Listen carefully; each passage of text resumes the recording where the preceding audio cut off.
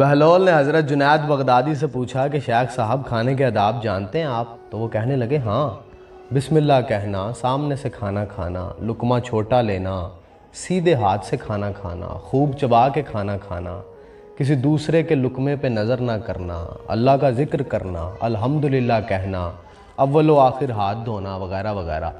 تو بہلول نے کہا کہ لوگوں کے استاد ہو اور خود تم کھانے کے آداب نہیں جانتے، اور اپنے دامن کو جھاڑا اور وہاں سے اٹھ کے وہ آگے چل دیے۔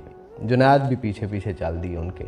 تو ان کے شاگردوں نے اصرار کیا کہ سائیں وہ دیوانہ ہے، لیکن جنید ان کے پیچھے پیچھے۔ تو جہاں جا کے بہلول بیٹھے وہ پھر وہاں پہ پہنچے اور جا کے سلام کیا دوبارہ۔ بہلول نے سلام کا جواب دیا اور پھر سے پوچھا کون ہو؟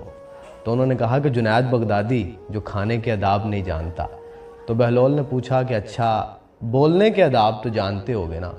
تو پھر وہ کہتے ہیں کہ متکلم مخاطب کے مطابق بولے، بے موقع بے محل اور بے حساب نہ بولے، ظاہر و باطن کا خیال رکھے۔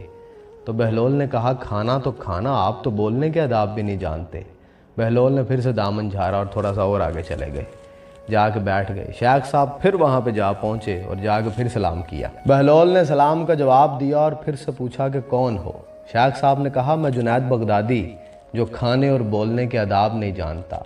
تو بہلول نے پوچھا کہ اچھا چلو سونے کے آداب بتا دو۔ تو کہا کہ نماز عشاء کے بعد ذکر و تسبیح، سورت اور وہ سارے آداب جو آپ کو روایات کے اندر ملتے ہیں۔ تو بہلول نے کہا آپ تو یہ بھی نہیں جانتے۔ تو پھر اٹھ کے آگے جانا چاہتے تھے۔ جنید نے جلدی سے دامن کو پکڑ لیا اور کہا کہ جب میں نہیں جانتا تو بتانا آپ پہ واجب ہے۔ تو بہلول مسکرایا اور انہوں نے کہا کہ جو آداب آپ بتا رہے ہیں وہ فرع ہیں، اصل کچھ اور ہے۔ اصل یہ ہے کہ جو کھا رہے ہیں وہ حلال ہے کہ حرام۔ لقمہ حرام کو جتنا بھی ادب اور آداب سے آپ کھائیں وہ دل میں طریقی ہلائے گا، نور و ہدایت نہیں لے کے آ سکتا۔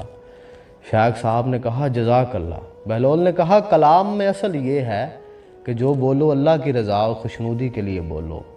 اگر کسی دنیاوی اغراض و مقاصد کے لیے بولو گے یا بیہودہ بولو گے تو وہ وبال جان بن جائے گا۔ اور سونے میں اصل یہ ہے کہ دیکھو دل میں کسی مسلمان کا بغض لے کر یا پھر حسد لے کر یا پھر کوئی کینہ پال کے تو نہیں سو رہے۔